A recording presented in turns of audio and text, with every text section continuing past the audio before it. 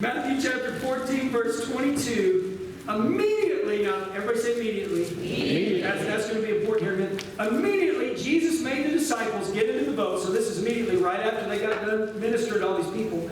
Immediately, Jesus made the disciples get in the boat and go on ahead of him to the other side while he dismissed the crowd. Now, after he dismissed them, he went up on the mountainside by himself to pray. Later that night, he was there alone and he was praying, guys. Now the boat was already a considerable distance from the land, buffeted by the waves because the wind was against it. So now there's a storm, okay, and these waves are picking up. Jesus is up on a mountain praying. His disciples are out ahead of him on a boat in the middle of the water. And by the way, there was no Coast Guard at that time, okay? So, verse 25, shortly before dawn, Jesus went to them. Boy, look at his mode of transportation. Walking on the lake. When the disciples saw him walking on the lake, they were terrified of him. Oh! Let's do it all at the same time. 1, 2, 3. Okay, hold on. So, but Jesus immediately said to them, "That's what you look like, Jesus." He says, "Take courage, don't be afraid," in his eye. "Lord, if it's you," Peter said, "tell me to come to you on the water." Tell me. Come to me. Okay, hold on. Now, I need you guys to be with me here. This is like an epic scene. Are you ready, bro? Hold on a second. Is it you, Jesus? Oh, Tell me to yes. come. Come to me.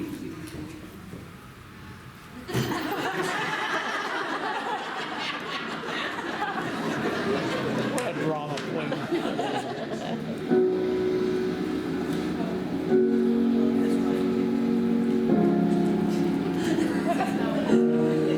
You are not here.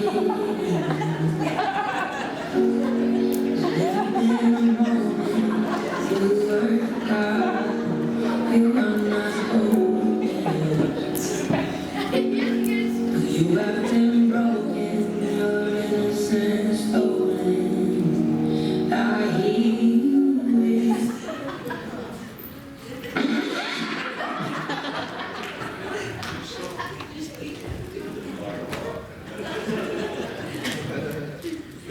Come, he said, when Peter got down out of the boat, walked on the water, came toward Jesus, but, everybody say but. When he saw the wind, he was afraid and began to sink. He cried out to the Lord, "Save me!" Save me. Immediately, everybody say immediately, Jesus reached out his hand and caught him. "Oh, you of little faith," he said, "why did you doubt?" He said, "Get back in the boat." He said, and when they climbed into the boat, the wind died down. Then those who were in the boat worshiped him. Everybody worship Jesus. Oh, Jesus, thank you for saying Okay. Thank you, Jesus. Saying, truly you are the Son of You God. are the Son of God. Yeah, you are. Now, the one thing that I need to point out about this whole scenario, they experienced a miracle. They experienced an opportunity. So not only did they experience a miracle of Jesus calming the storm. That was cool, isn't it, Latoya? Before then we had these waves and wind and they were freaking out. And Jesus comes and he calms that. And they got to experience, Peter got to walk on the water. They got to see Peter walking on the water. Miss Judy, the reason they got to experience those things, I need everybody to hear this, is because they were obediently doing the last thing Jesus asked them to do. Amen. He said, "Get in the boat and go to the other side." Now, Rick, if they would have said, "You know what, man? I got other plans. You know what, man? I don't feel like rowing a boat tonight," they would have missed it. And so many of us Christians, because we don't feel like doing the small thing. Remember we talked, King David was the same way. A lot of us have heard about David and Goliath, right? David came and saved the day, man. Little teenage boy that slays a giant, saves his country, experiences God on a level that we only hear about. And you know how he got to do that, Tony? Because he was obedient in delivering bread and cheese to his brothers, who were mistreating him, by the way. Amen? Amen. This wasn't a fun thing, but it was an obedient obedient thing. And when we're obedient to Christ, it sets the stage for a miracle. Amen? Amen. So that's something that God pointed out to me that I wanted to share with y'all, because sometimes we get that feeling like, why am I, Miss Carol, why am I going to show up and teach these kids another Sunday? Why am I, Miss B, why am I going to show up on a Wednesday night and cook for these kids again? But you know what? It's in the obedient thing. It's when we honor Jesus and do that thing that He last asked us to do that we experience His miracles in ways that we couldn't have even imagined. Amen? Amen. Now, the other thing that God really pointed out to me is, you know, when they saw Jesus, did they click their heels? Woo, it's Jesus! I'm so excited! What did He do? They're scared. So they didn't do it in unison, which we worked on that. That was much better. Let's give them a big hand. But they got scared, though, didn't they? Did you see him, Miss Barbara? Did you see him scream? Renee screamed like a little girl, by the way. Did you see that? But we do the same thing sometimes, right? When Jesus shows up in our life, just like when He showed up to them on that morning, Shakita, sometimes when He shows up, what scares us, doesn't it? Because you know what, David? Sometimes when He shows up with a challenge. With an opportunity to maybe change our behavior. Maybe it's a challenge to serve Him in a way that we didn't think we were capable of serving Him in. Maybe it's an opportunity to begin a new relationship that freaks us out because that person's different than we are. Maybe we've never been friends with a Christian person before, and quite honestly, we thought they were weird. But God is leading us, Miss Janet, to make new friends, right? So that we can begin to get connected with people. Like when I became friends with Damon, he made me better. When I became friends with Nick and Billy and Mitch, it made me better.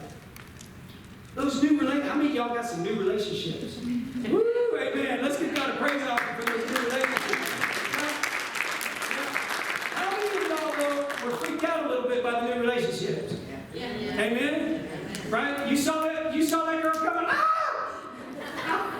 That's what my wife did the first time when we first started going to church.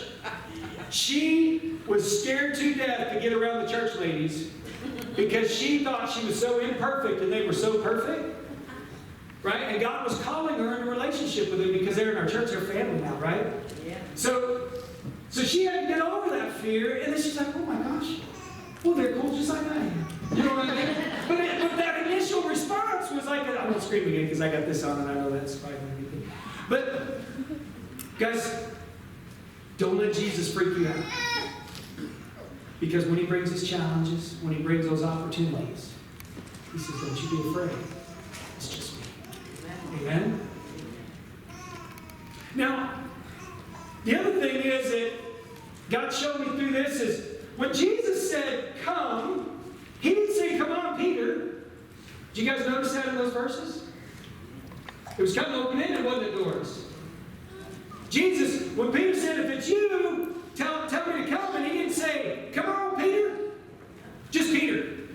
John, you stay in there. I'm a little worried about you, John. He didn't say that. He said, come.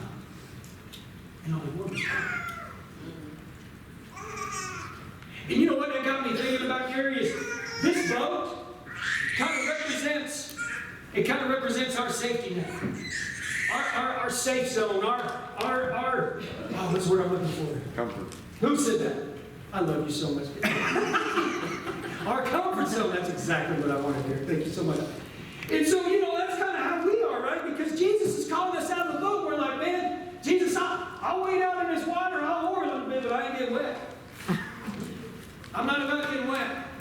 I'm a little worried about stepping up there like that, right? And so I want us to all really look at that and say, man, am I missing out on peace? Because I'm not stepping out. Because I'm not willing to do that thing that Jesus is calling me out to do. I see Him calling these other people and they're doing it. Why am I staying in the boat? The other thing that God showed me through this thing is, why did Peter Biffed it?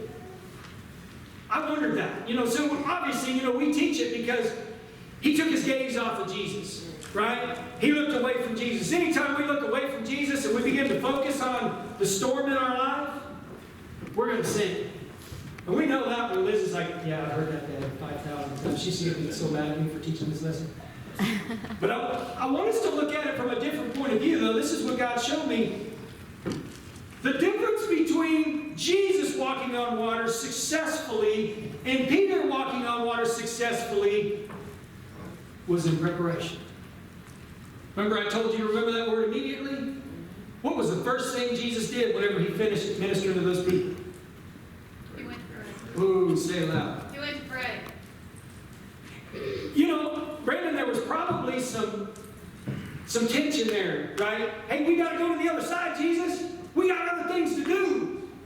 Jesus like, hold up, man. I'm going to be late for this one because I have to pray. You see, Jesus prioritized prayer. He didn't take that next step until he took his most important step, which was relationship with Christ, with God, right? And you know, again, we all ask that question. I know we don't have time to get deep right now, but you know, why did Jesus come? Why is, you know, one of the main reasons, Mike, why Jesus came is to be an example to us, right? So that we know exactly what to do to succeed. Because Jesus succeeded walking on that water, didn't he? Yeah. And he taught us, if you're gonna go the distance with me, if you want to have peace in rough waters, it starts with prayer. It starts with relationship. That's where we get our strength to do the unbelievable. That's where you're going to have that peace. That what the Bible says. We're going to learn this in Philippians chapter 4. Peace that transcends understanding. TJ, what that means is it's a peace that we can't figure out. How in the world, in this situation, can I possibly have peace right now? But I got it. Amen? Amen. You know where that comes from? Relationship with Jesus Christ. Because in John chapter 4, verse 16, in John chapter 4, it says, perfect love casts out fear. You know, Wes, when you fall so in love with Jesus, you spend time with him, you prioritize him, you begin to understand how big and how awesome he is, and you begin to have that confidence in your relationship with him. When your confidence in Jesus' presence in your life, what do you have to be afraid of? No. When you know beyond a shadow of a doubt that he loves you and how much he loves you, what are you worried about? Well, you know, when we read the Gospel of John, thank you for the content. You know, when we read the Gospel of John, Leslie, how does John refer to himself as a disciple? Do you remember that? I'm sorry, put you on the spot. As a disciple whom Jesus loves. I want you guys to go to the book of John. Gospel of John. Well, not right now, but like make a little note. But he referred to himself as a disciple whom Jesus loved. He was so confident in God's love for him. You know, they couldn't stop that dude. Renee's doing a study on Revelations for our young adults. And John's the one that wrote that. You know, they say leading up to that, they tried to boil that dude in oil and they couldn't stop him. They could not stay. They finally just had to send him to a remote island, Tommy, because they couldn't shut him up. You know why? He was so sure of Jesus' love for him, he was unstoppable. Amen? Amen.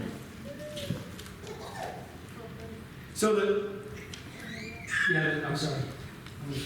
So, the last thing that I wanted to show everybody, you guys are in, that God can give us peace in any situation, and he wants us to get away from this yo-yo Christianity, right? And so what he does when he gets us in our boat, and he sends us out on the water, is he starts to begin to teach us that we can have peace and trust in him. So, now let me tell you though, when we first get in our boat, it doesn't take much to rock us, does it? Priscilla, when you first became a Christian, just about anything would rock you, wouldn't it? Let's say somebody says a little something about you. Or maybe we get a little late on one bill. I should have got some more demons. He's trying. So he's rocking that boat, man. And it's just little things that are rocking him, right? Just somebody looking at him wrong, Miss Judy. You know. Now what happens, guys? We live forward, and that's blurry, isn't it? We don't know what's coming. but we understand backwards. We understand reverse, right? 2020, hindsight is 2020. So after a while, what happens to our faith boat is it gets bigger. Pretty soon, the waves that used to rock us, Ryan, those, after you've been a Christian for a while, try to rock them now. Try to rock them now. Oh, goddamn. So let's pretend that they're rocking and it's not there. So let's say now, it's not just somebody talking about them. Maybe everybody at work, everybody at school is talking about Bentley. You got this one on this roll on. Yeah. No problem. God's got this. Okay, hold on. Say it again. God's got this. There you go. There you go. And now, it's not just a late bill. Now maybe you've lost your job. Now things are really crazy. Peter's gonna hate. Oh, Hey. he's got that backwards, right? I'm sorry. Okay. So now all of a sudden what used to probably would have capsized him, now they're even rock. Amen? Amen. And then they can have peace in any situation because they know that God's God. They got that great faith in it. Amen? And it's because of who's on board. Amen. Let's give these guys a good hand.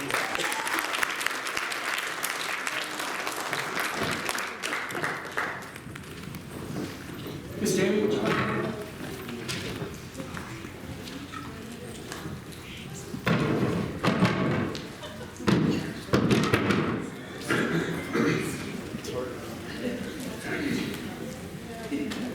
Guys, as we get ready to make some commitments to God. Some commitments to God to let go of those things that are causing you anxiety in your life. As God's reminding you this morning that He's come to bring you peace. A peace that can only come from Him. And a peace that once you get it, nothing can take it away. Amen. Amen? He wants you to stop getting robbed. Ooh, let me see. I had to write this down. I hope I say this right. Jesus was trying to teach Peter to walk on top of what other people drown in. Everybody do this. Clear your head out. I want you to hear this one more time. Jesus, what He was doing was teaching Peter to walk on top of what other people drown in. You feeling it? Yes. Those things that most people drown in, most people lose their minds in, most people give up in, He was walking on top of it. That's what He wants to bring you. That kind of peace. Amen? Now remember, it comes through faith. We got to believe, right? And when we do that, ain't nothing can stop us, Josh. And we get away from this kind of Christianity where when everything's good, we're happy. Oh, when those bad things happen, all of a sudden, and pretty soon we're just riding our boat. And those things aren't rocking us anymore. Amen? God's legit. Jesus is walking towards some of y'all right now. You know, Miss Beverly, one of the things that saved Peter right there when he was trying to do that thing with Jesus was proximity. You guys remember that when we talked about relationship requires proximity? Miss Janice, he was so close to Jesus when he began to fall. Immediately, ooh, I love that word. It says immediately Jesus reached down and grabbed him. He didn't sink. He started walking on water again. Got him back in the boat. That relationship with Jesus is critical. That time of prayer is critical. How did Jesus do what Peter couldn't do? He started the right way. Don't start your days without prayer. Get connected to Christ. Get connected to your purpose. Not perfection. Amen? Amen. And then start walking.